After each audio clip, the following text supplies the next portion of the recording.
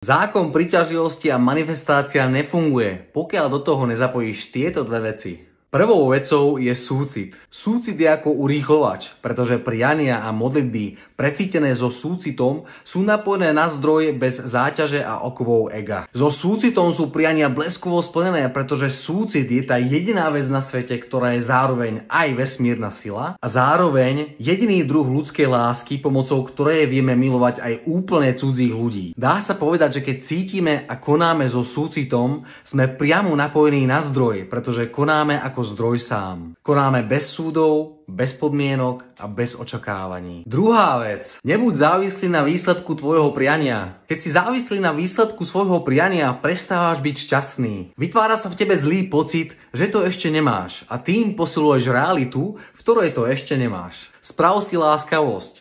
Cíť už tu a teraz hojnosť, zdravie, lásku a pokoj.